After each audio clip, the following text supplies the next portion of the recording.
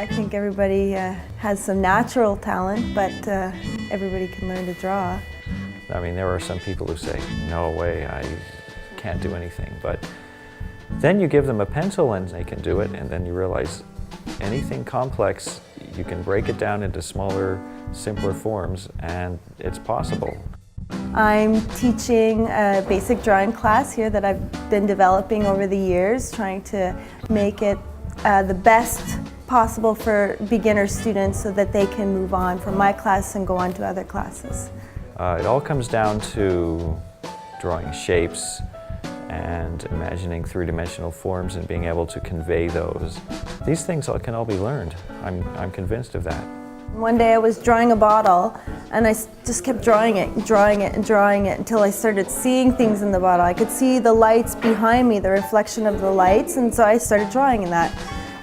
I realized, wow, there's a lot going on in the glass, and then I started using that. Students need to pick through it, and it makes a really nice drawing as well. Well, my name's Susan Regan, and I come in from the West Island to take classes here. Right from the first time I came here, I found that my drawing improved. I've always tried to draw my whole life, and I never liked what I did, but it pleased me, and that was such a high for me. I like the way that this studio pushes me way past my comfort zone.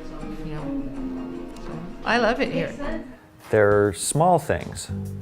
It might be just the way you realize, that is exactly the shape of an eye. This is how the thumb moves in relation to fingers, or this is how a certain muscle is shaped and wedges into that one. Or when you lean over, how the neck comes out at a certain angle. For the human form, there are hundreds of small little revelations that you get that you then incorporate in whatever else you're drawing, and you remember them. It's a repertoire of forms and lines, as it were. And that's why drawing a lot is important, because you're building your repertoire. Our last class was yesterday. It went for about 12 weeks and really great because it was taught by an industry veteran, Jeff Isherwood. Really brought a lot of new insight to drawing, making comics, working in the industry. It's just a type of education I don't think I could have gotten elsewhere. Everybody's here because they felt something was lacking from their academic art education before.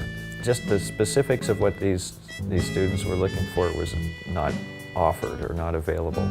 Sure, you have to teach people to see, and that's mostly what a drawing class is. When I draw, I squint at everything. I'm making crazy faces, and I'm looking down my nose and my eyes, trying to make that 2D object flat. So I'm trying to get students to really take a pencil, look at the angles, find the measurement, and see what's really there, because we have an idea of what we think is there. A lot of it has to do with the analysis process. Forget about what they know. Forget about how they think a mouth is drawn. It's all about the shadow, angles, measurements, and that's hard at first for students to change maybe how they used to draw. They have to all of a sudden really look.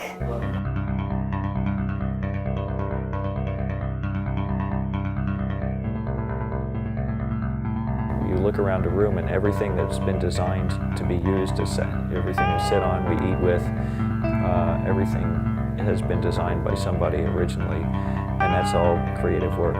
It's fun to come here because it's stimulating, and it allows me to just focus on that alone and to just really concentrate on this. When you're at home and you're doing other things, it's not the same thing, but when you're here and you have the models in front of you and you have your other participants in the class around you, it gives you more encouragement to stay. I think that there has been an improvement, obviously, so much so that I even frame them now. Wow, that's great. Yeah.